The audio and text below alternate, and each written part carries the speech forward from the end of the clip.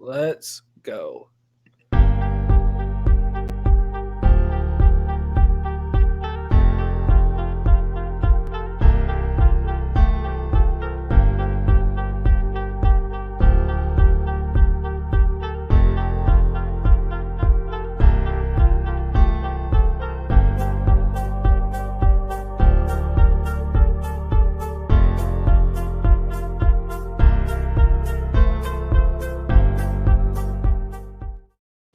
Ladies and gentlemen, welcome in. This is going the JC route. I'm JC. That's the Birdman.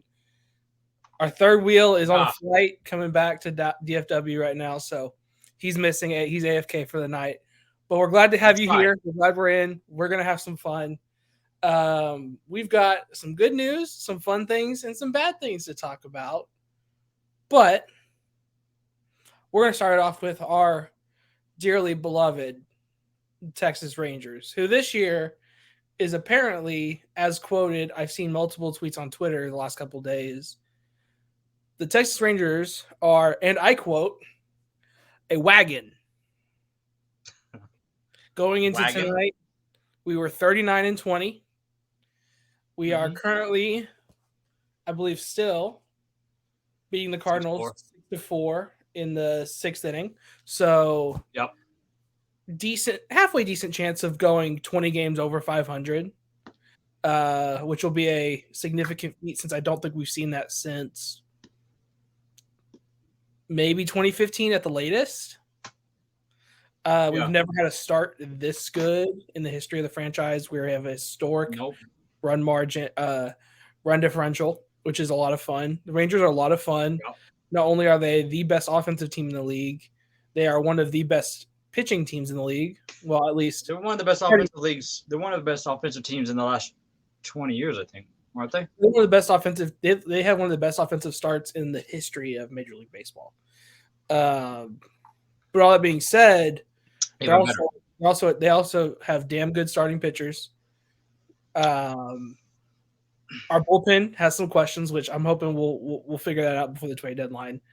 We're one of the best teams defensively too. Like I think I saw today, we're the third ranked team in defensive runs saved. Like we saw Jankowski rob 2 home runs the other day. Yeah. Game. So the Rangers are really, really good.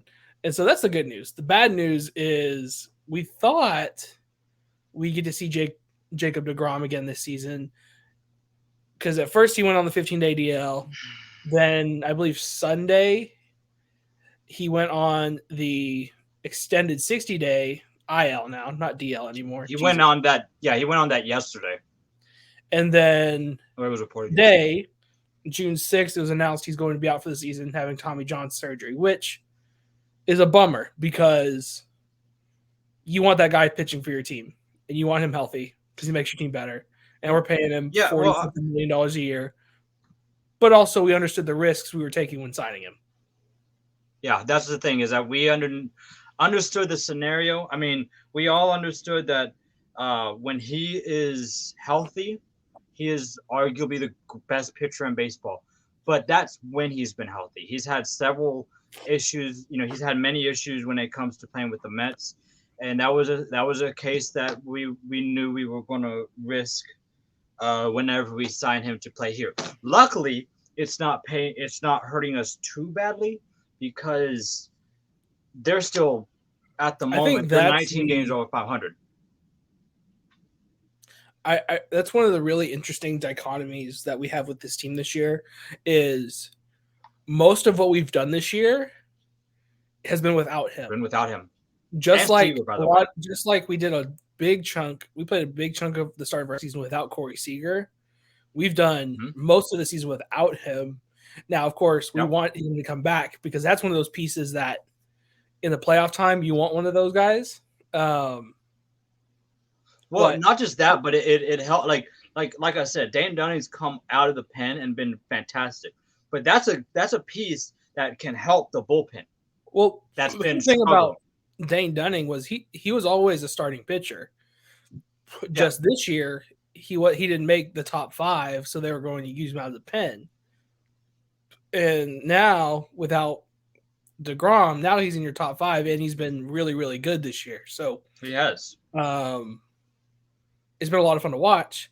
Now, and Yep. this is where I think we talked a little bit offline about it, is now the one thing we want to make sure to make our team better moving forward is because we are really deep offensively and defensively. Yep. I mean, when we're sending people like Bubba Thompson down, like you're doing okay.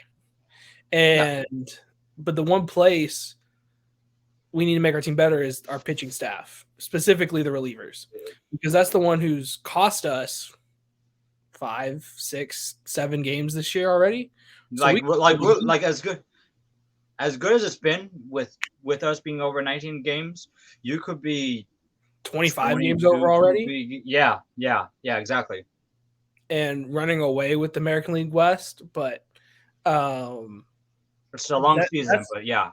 absolutely. I mean, we just crossed the third of the way mark a week ago. But that being said, we need to make sure our bullpen gets stronger. And now I'd argue, now that we know Jacob DeGrom isn't coming back, we probably need to trade for another starting rotation quality pitcher. Not a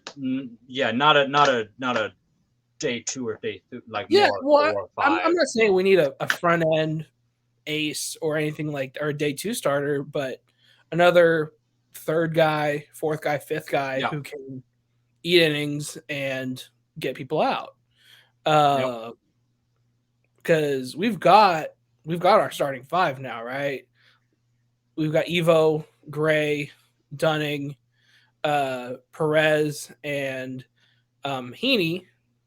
But we start losing those guys because we know, being a third of the way out of the year, anything can happen. But we start losing those guys. Now we start losing our depth that we've had. So that's where I'm saying we need another body that we can bring in. So we don't think Jack Leiter's going to be healthy. No, not healthy. I'm not sure Jack Leiter's ready yet. No, like there's nobody. I mean, we haven't even looked at the other guys, but I mean, he's the name that's going to be brought up, and he's not, from the stat line that we talked about earlier before the show started. He's not ready. So you can't trust. I mean, there's nobody in the form that you can really trust unless you are willing to try and put them into the bullpen. So, and that's the other thing is our bullpen. There is not a single guy out there that I trust with my life right now. no, like the new guy that came in, Anderson. He called up Grant Anderson. You called up Grant Anderson, made his professional debut, and lit it up. Okay, we made him the closer, but guess what happened the other night? He had a rocky close of the game. Well, the one thing that you can say is that he's still young enough where you can be like, okay, he's a young guy, and we can still, he may do that. He will learn from that. But on the flip side, you don't trust him enough because he is young. You don't trust him to go and have to do that. I think that, given what he's done the first, two out of the 3 games that he's gone in, he's pitched fairly well. But hopefully that third game doesn't start to be a trend. For sure. And that's why having a young pitcher is great. But this is where we kind of need to trade for not only probably elite or high-end reliever or 2. We need people with experience. Like, I've seen a ton of rumors that the Rangers are linked to, like, what's his face? Aroldis Chapman. Because he's with the Royals, and the Royals are going nowhere this year. Is he still quality, though? I have no idea. Honestly, no idea. Like, when was the last time he was in the spotlight? I feel like it's been a few years. Oh, let me see. Let's see what Aroldis Chapman stats are this year. And maybe I'm wrong. Maybe because baseball is not that's So yours and AJ's sport. so far, he's 1-2 with a 2.95 ERA. He's played in 23 games, has 2 saves, is pitched 21 in the third inning with 35 strikeouts. That's not bad. Yeah, his whip is 1.359, so that's the highest in his career he's ever had it. So he's been very very solid.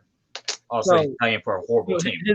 his whip's higher than it's been in his career, but his strikeouts per inning rate is just about the same, and his ERA is about in line with his career stats. I mean, he's 2.95 this season, and his career is 2.49. So he hasn't fallen off that much, if at all. And I'm sure if he's on a better team with better run support, and likely better coaching, like I'd trust Mike Adams with my life at this point. Welcome home. He would be a welcome addition to our bullpen. And even if he's not our closer, which at this point he would be, that is an elite setup man. You give him your 7th inning, your 8th inning, whatever that may be, if needed. Luckily, to the point, we've had starters that eat innings and can go 6, 7, 8 innings if needed. I mean, Evo's gone 9 twice in the last 2 weeks, so it's been crazy. But that's a guy who can anchor the back of your bullpen. And is he elite like he once was? No, but is he still damn good? Absolutely, and that's a guy you want in your bullpen. Like you put him into a certain situation. You know, those guys that have been elite in the past, they don't need to be elite. They just need to be a portion of what they once were. If you put them in the right situation, and maybe this is a little homerific, but the way that the Rangers are playing, this does feel like there's the right situation where he doesn't have to be elite in order to be. All he has to do is be half of what he was, or a portion of what he was, and he can get us what we need, and that's wins that the bullpen has cost us.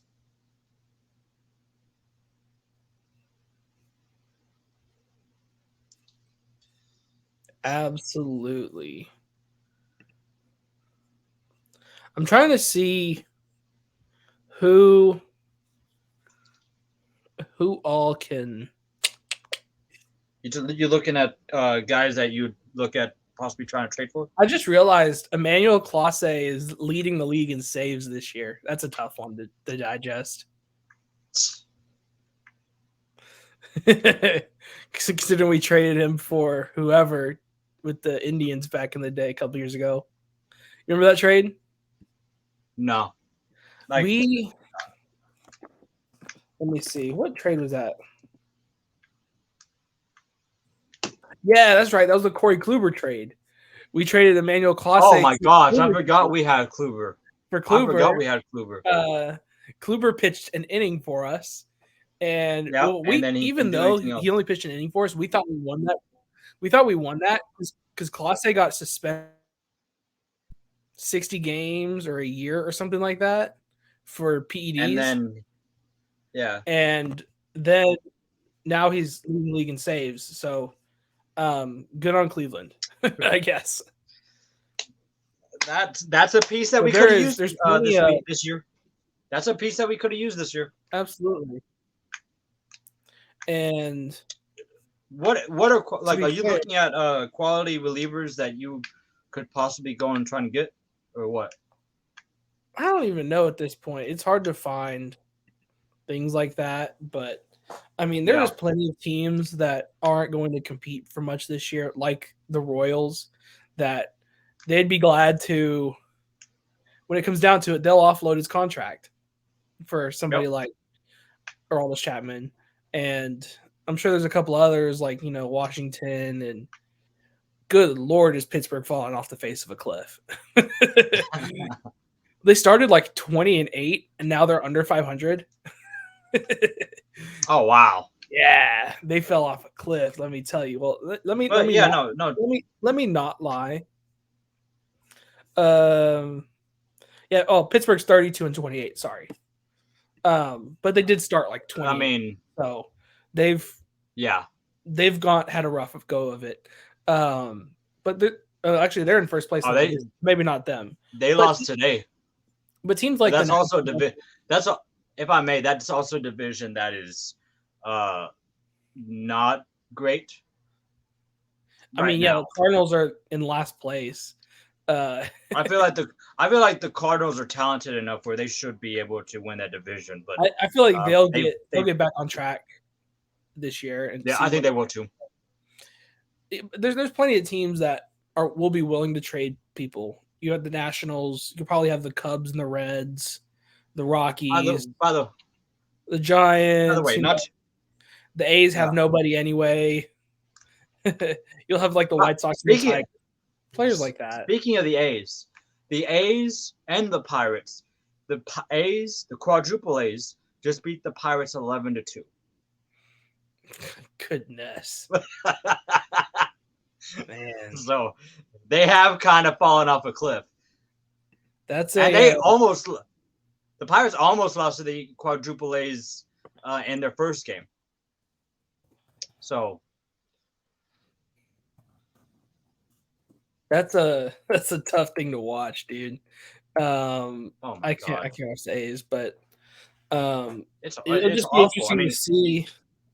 It'll just be interesting to see what all. What was I going to say? What all they're able to do? Rangers do. Yeah, the Rangers do to make a team better and see if we can get this thing over the line for the first time ever. But to be determined. I mean, regardless of what they do, unless they fall off a giant cliff like the Pirates have done, if they continue this pace and make it to the playoffs, that's above and beyond what they should have done. What they should have done was try and make a wild card, and if you missed it by 5 games, that was perfect for me. But like what they've done is beyond perfect. Now, at some point, you're going to have to try and not get ahead of yourself because I think it's still a building process. But they've been fantastic, regardless of what they do or don't do come the trade deadline. Even though I would be super disappointed if they don't do anything. Fantastic. Well, I think that's where the mindset's a little bit different now, having CY there, and Bochy, even though it's not the front office. Right. It's just it feels like this year more than the last couple of years they're committed to winning and are willing to be a little bit more aggressive when it comes to acquiring the talent needed to win. So I think that's where it'll be interesting to see where it goes over the next month and a half, 2 months until the trade deadline. So we'll see. But it'll be an interesting month, and we've talked about this as well. As good as they've played, they're about to come into a month that will really tell a lot of people what this Rangers team is made of. I mean, they play the Rays in a few weeks. They play the Yankees. So we're about to see what kind of team the Rangers are. And maybe we are a player after this after this month. But Absolutely. I've seen this team fall. Let's get on to the next team fall off. Okay. Yeah, and that's why I'm trying to keep myself from getting ahead of myself, and I'm being patient with it. And am I willing to acknowledge it's looking good? Yes, but we've seen this team fall off a cliff after the All-Star break. Absolutely. So am I very hesitant? Also, yes. Josh Hamilton. I mean, yeah. Just and there goes a baseball bat. I don't know, dude. Frick. I will say that one year, I think it was 2015 or something like that, where he went to the Angels, flamed out, and we re-signed him for like half a season, and he played 3 or 4 games. That was a magical run. That was a lot of fun. Remember he hit that one game winner that one walk off. Oh, Like, that was so electric. You want to talk about, and I know we talked about going away from this, but I'm going to say this real quick and then we'll be done. You want to talk about the biggest waste of talent in baseball one of the biggest wastes of talents in baseball history.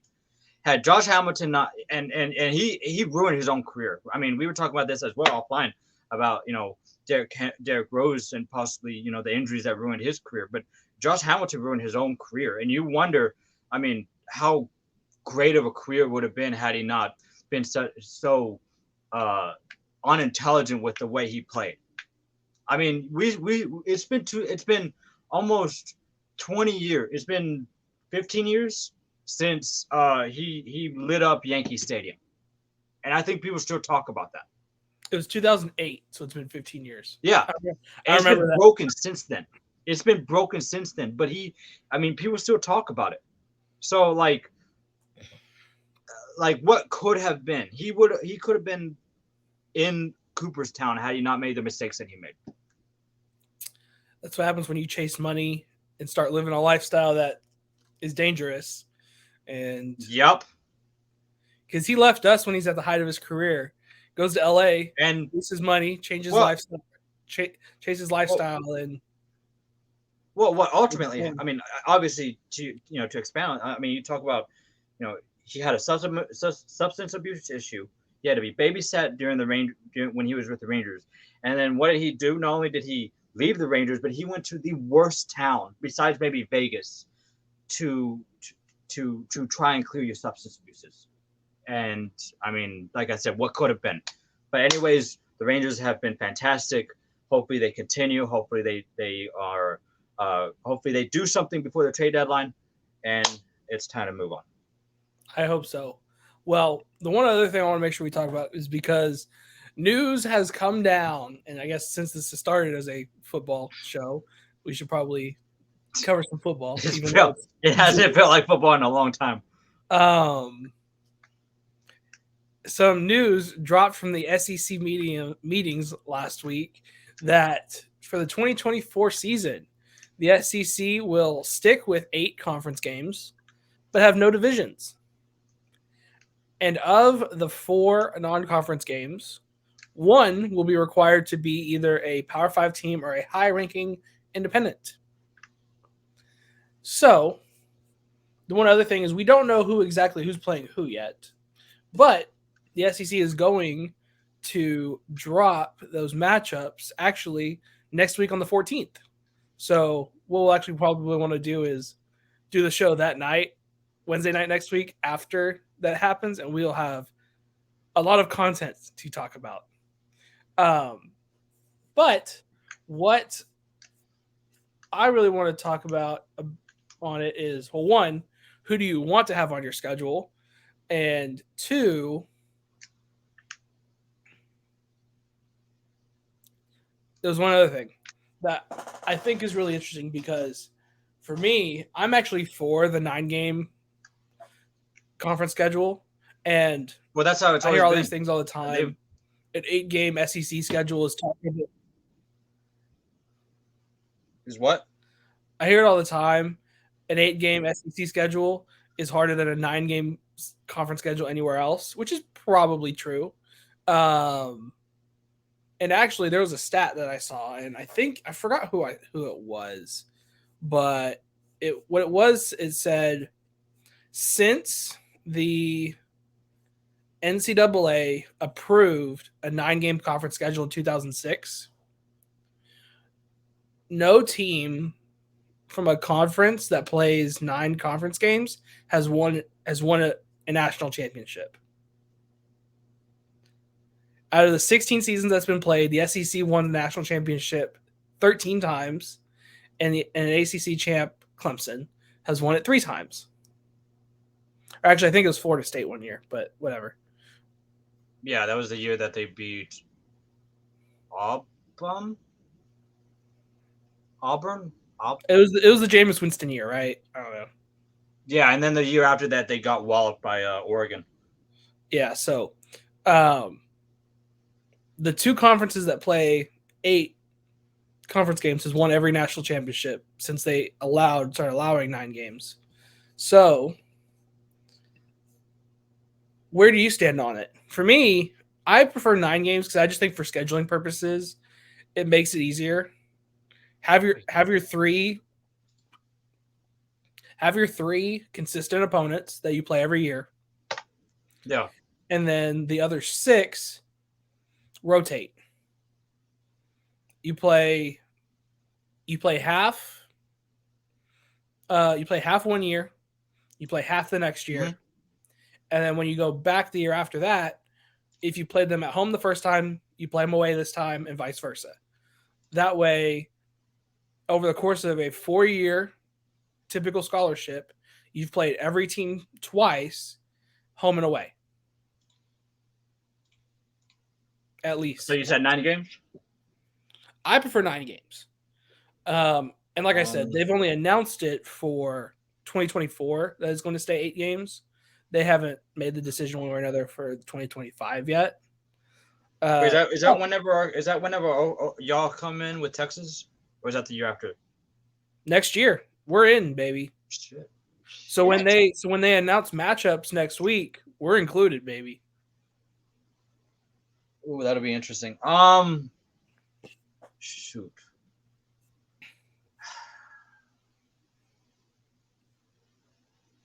That's so tough because I mean, because you have what 16 teams, you split it down the middle, you have 8. Wait, you could play every team in your conference and then have like a team from uh, the other division if that's how they're going to do it. Be your rotating piece, but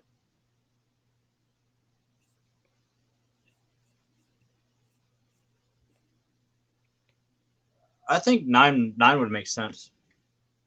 And that's what I'm thinking. But um, we'll have to see what happens after 2024. It really depends on how they align it because there's teams that you have to play. Oklahoma and Texas have to play each other. Alabama and Auburn have to play each other. Georgia and Auburn have to play each other. There's certain teams that you have to play each other, and it depends on which side they are on. So the teams that Texas has to play are all on that side. Texas, A&M, Oklahoma are on that side. Maybe Arkansas, depending on where you stand on that. But there are certain teams that have to play each other. So if every team is on one side of the division, then I don't see an issue with that. But if you have other teams on the other side, that's where issues could lie. I can't find. Actually, I might be able to find. I'm trying to find the tweet that I saw about who's actually. So as it stands, actually in 2024, OU does not have any um, Power Five teams scheduled, and so I'm trying. I saw a tweet of the Power Five teams that currently don't have anybody or who actually have an open slot next year. And I want Yeah. to get your feedback on, hey, who is actually available? See if I can find it.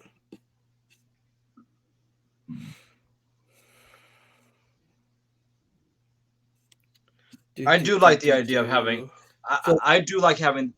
I do like the idea of having another Division One school in your schedule. Well, the thing is, was part of the argument is Honestly, I feel like that should be the case in general. I don't feel like you should be playing a Division One AA school, or Division Two school. that's the thing is part of the argument is every year, you get the cupcake week in the SEC, Which I love. No, dude, no, give me a break. You get the week right before rivalry week where Alabama's playing Austin P and beating them 70-0, and it's stupid. Wait, time out. For several years that I've been an Arkansas fan, we've had one of the top 5 toughest schedules in college football several times. So like I mean the cupcake is like okay, that's a win for us. But no, on that same but to my argument though, like you shouldn't have to play those teams unless they've unbeknownst to me joined the Sun Belt or whatever. But Like you shouldn't have to play those teams. You should have to play the teams that are in Division One football. The NFL doesn't play the Canadian Football League.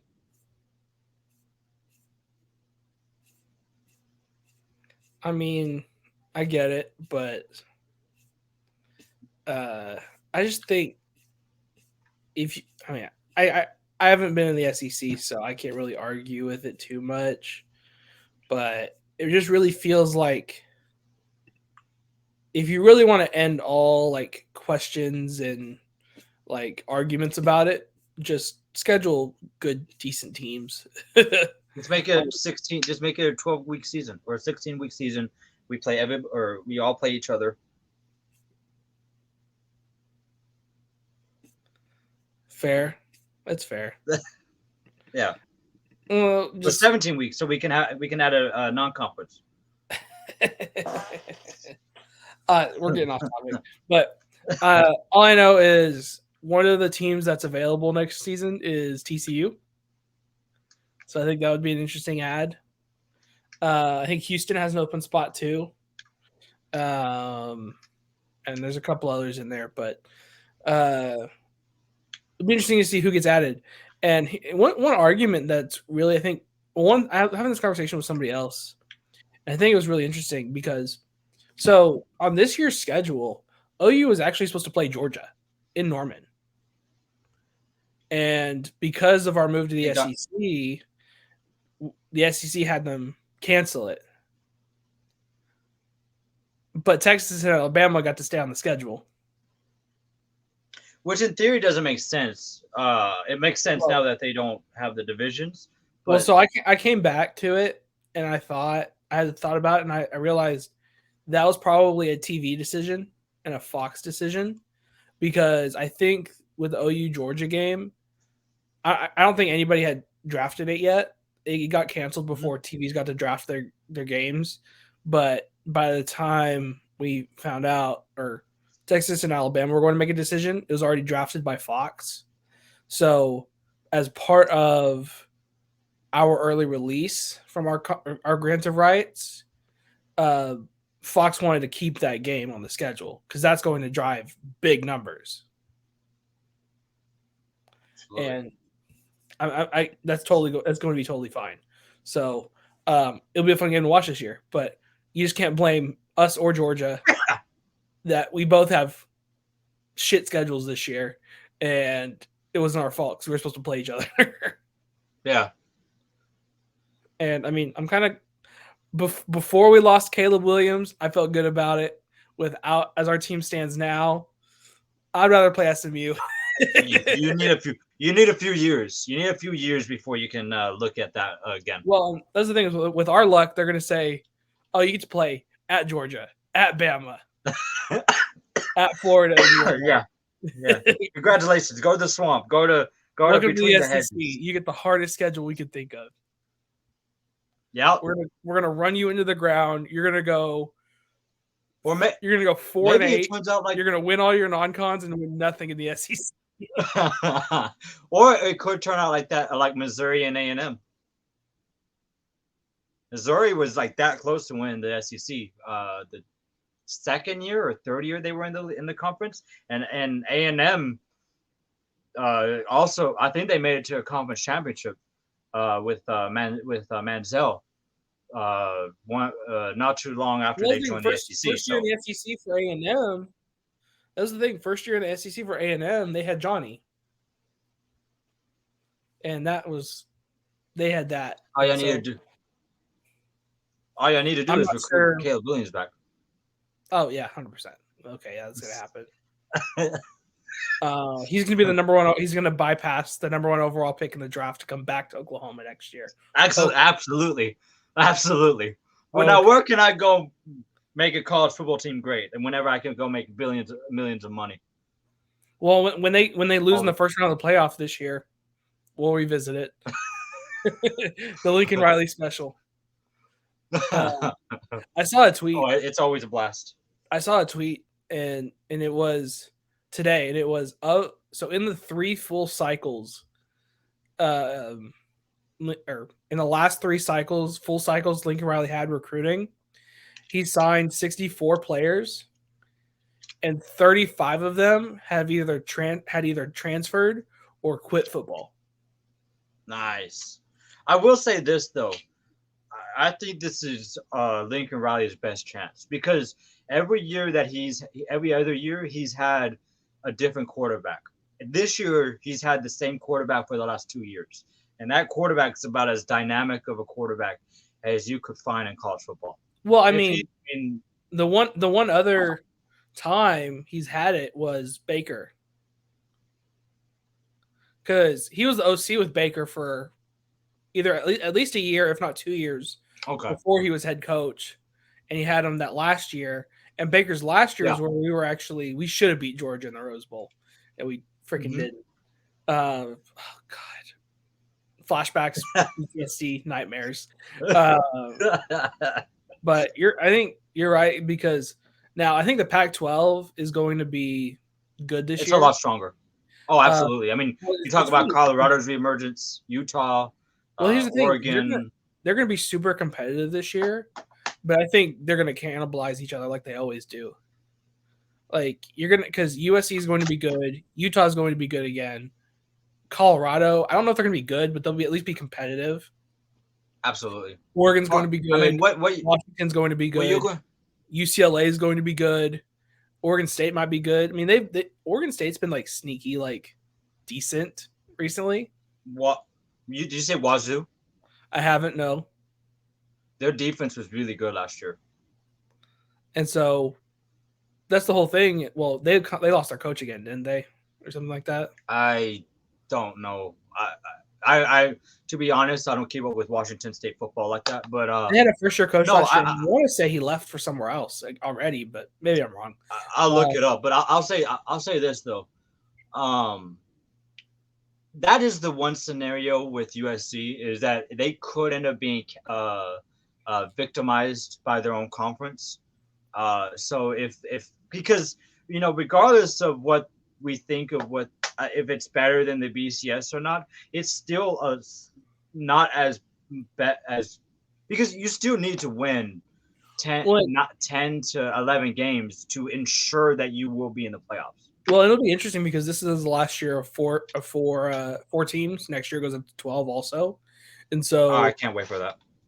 Well, and it's gonna be different because this year it's like they're gonna get victimized by Utah again, and that might be it. But next year we get 12, right? Now instead of having just like 5, maybe 6 teams pushing for those top 4 spots, now you've potentially got, for 12 spots, you've got potentially the entire top 25 pushing to slide into those spots and making sure they're winning games. So I think from that aspect, it's going to be a lot more fun. Is it still going to make us susceptible to blowouts in the playoffs? Sure.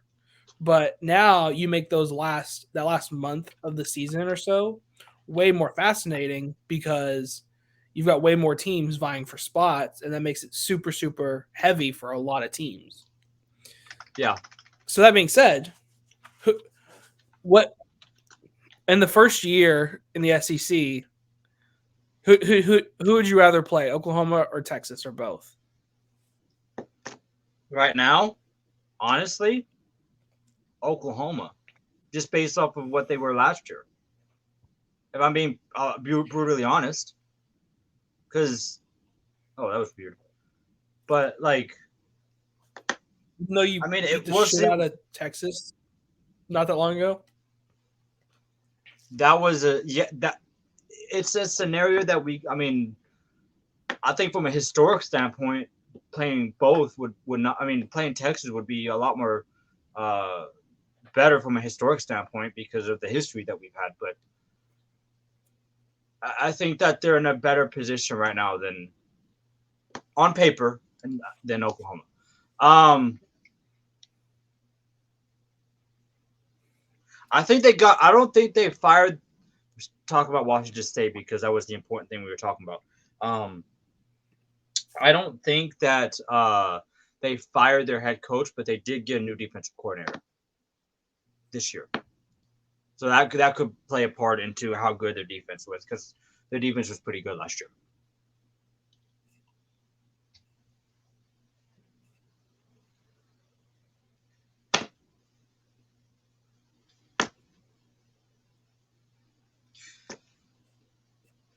Yeah, the But name I had in my head was, I and I don't know. I don't know. Maybe my story's wrong, but whatever. It doesn't matter. Here, for me, here is how I think OU's schedule is going to play out when we go to the SEC. Hold on, I wrote it down.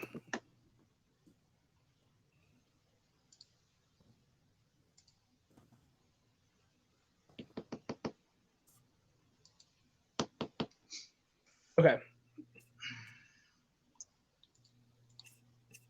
We're going to have Texas on our schedule. Obviously. Absolutely. That's a must. I think we're going to get one of Arkansas or A&M. I don't think we'll get both. Okay. I imagine we'll get Missouri. I hate Eli Drinkwitz. He's such a tool. Screw that guy. I think we'll get one of Alabama or LSU. Georgia. I don't think they'll give us Georgia in year one. Not even after they canceled the first game? No, I don't think so. So we'll get Texas. We'll get one of Arkansas or A&M. I tend to lean Arkansas. We'll get Mizzou. I think we'll get Bama or LSU. For personal reasons, I think LSU would be more fun. Actually, you want to take care of some demons, don't you? Well, also, like, my brother graduated LSU, so Yeah. there's family ties there. Well, actually, Okay. let me reframe that. I think we'll get one of LSU or Mississippi State. And I think they'll probably give us LSU between those two. I think we'll get one of Alabama or Georgia.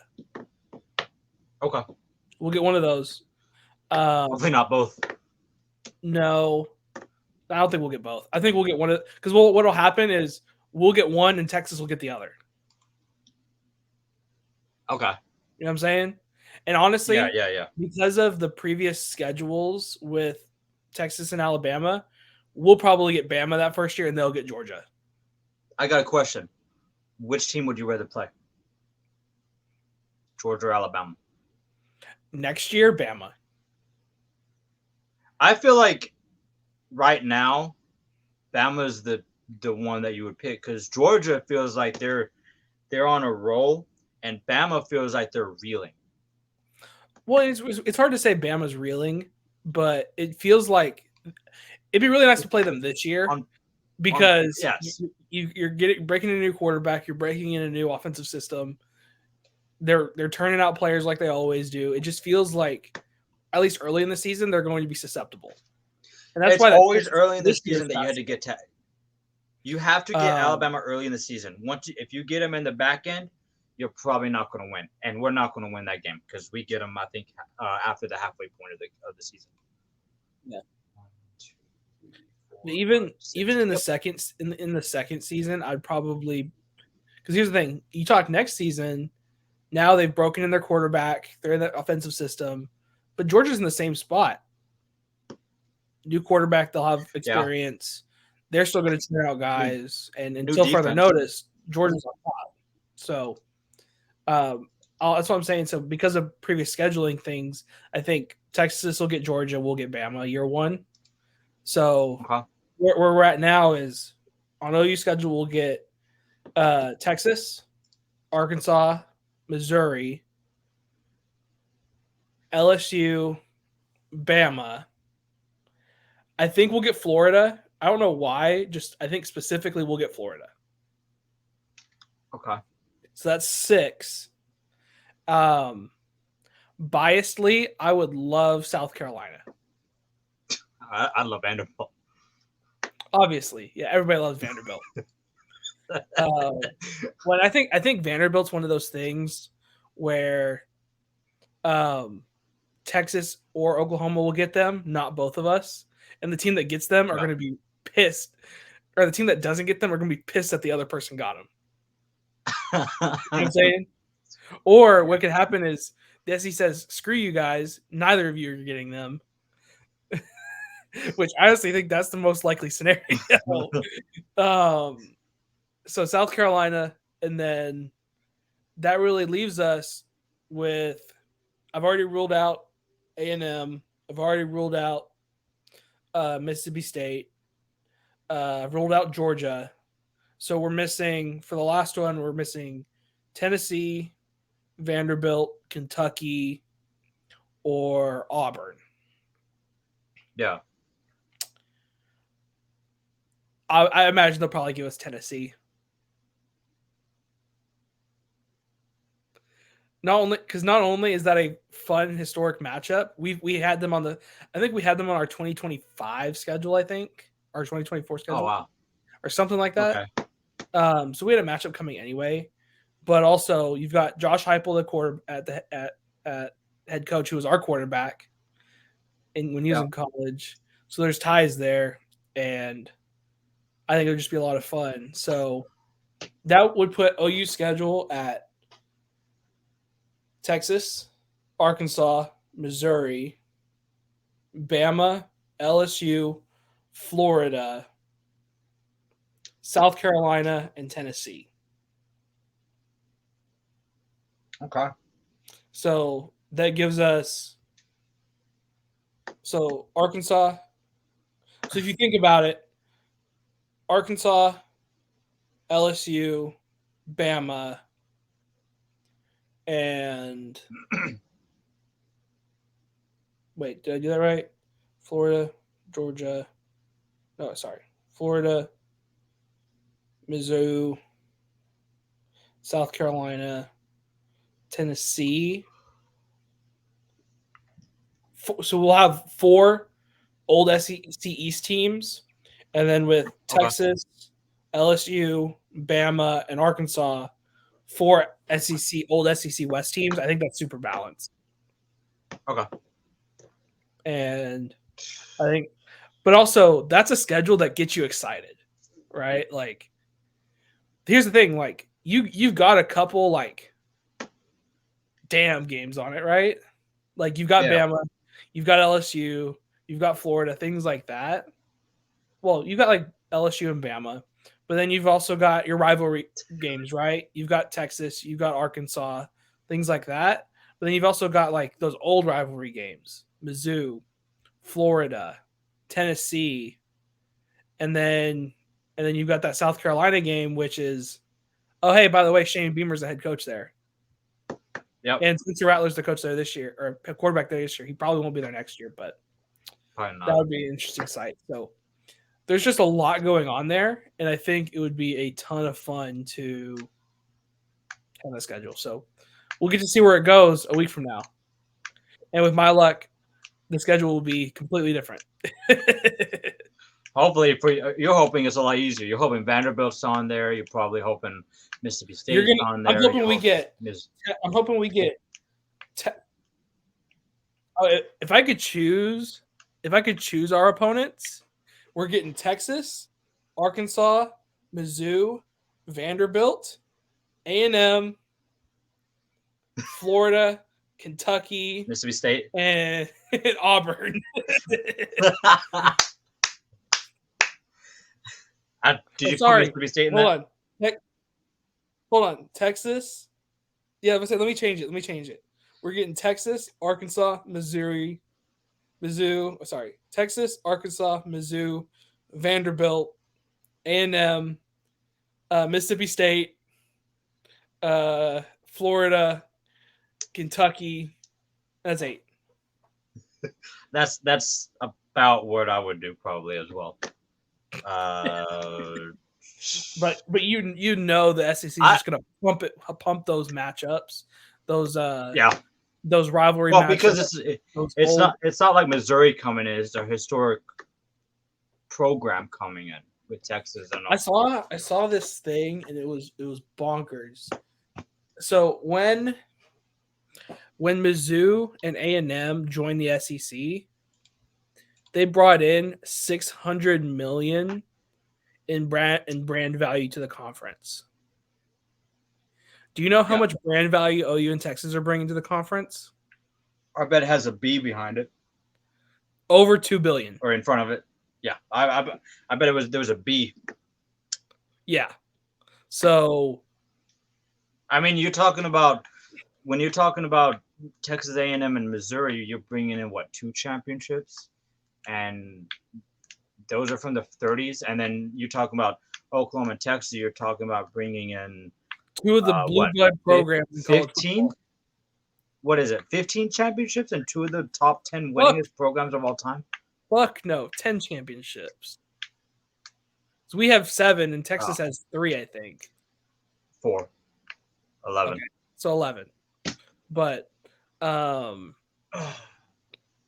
you're bringing in 2 of the premier blue blood football programs in the history of the sport, and you're bringing them in as a package, and they're rivals. Like, doesn't get better than that. Like, screw what the Big Ten's doing. USC and UCLA doesn't hold a candle to OU and Texas, especially USC might, but UCLA doesn't. USC might, but UCLA won't. As a single brand, USC is probably close. UCLA doesn't touch it though, and that's what I'm saying. As a package, you couldn't possibly get better. And the Rangers won. Let's go. 20 games over. So it's going to be a lot of fun. And when we come back next week on Wednesday, we'll see who got what, and we'll we'll see what the damage is. I have a feeling there's going to be 4 teams on our conference, on our schedule. Because what do you mean? There's like 3 games that we play for trophies. With A&M, Missouri, and LSU. I feel like Texas could be a scenario that we play them because of the history that we have with each other. Those are the 4 games that I feel like that I feel confident in. The other 4 I have no clue, and I haven't studied it to your level. Yeah. By that I mean I haven't studied it at all. Yeah, it's gonna be a lot of fun. So you said you'd rather have OU on your schedule next year. Who do you think you'll get? You think you'll get both? Or just one? I feel like we either get Texas or both. Because like I said, there's a history with Texas. Mm-hmm. Between there's a I don't know if they view the history like we view the history, but there's a history there. And there's not many teams. You have a game of the century game. Arkansas and Texas has one. And there's been many times that we've played as a 1-2 matchup way back in the day. But still, what was that? What was that year? Was it 1970 or something? 1968 or 1969. Where it was OU, Texas, and Arkansas were all like undefeated or within a game, and like basically all 3 of us have an argument for the national championship that year. I know 1977 we have an unclaimed title because 5 teams were undefeated in the top 5, and we were one of them. That's the only one I can think of. That was like 1977. Okay, I'll go back and look at it because I know there was a year where we were basically playing each other, all 3 of us. Yeah, and it was basically we were all kind of tied at some point. But I always joke with AJ that had it not been for them, we would have had a couple more titles. Absolutely. Well, let's wrap this bad boy out of here. All right. Yeah, let's get out. You got any closing thoughts, closing statements you want to get out? We've been going for an hour. Yeah. I'm surprised we went. Honestly, I'm surprised we went this long because everything slowed down. There's nothing going on. The NBA draft is in less than a month, but I don't care as much. The Rangers are looking fantastic, but and I know the NBA finals are going on, but that feels like it's going to be a sweep. The Stanley Cup finals feels like it's going to be a sweep. And honestly, after the Stars' performance in Game 6, I don't even care to watch it. So Well, Vegas is blowing the doors off of Florida right now. So, And the Nuggets have blown the doors off of the Heat. So, wasn't it 1-1? pretty sure it's 2-0. I'm pretty sure it's 1-1 actually. Let me check. Because Gabe Vincent went off. I'm pretty sure. Yeah, it's 1-1. Oh, Yeah. I'm wrong. So I'm sure somebody's going to hate me for that.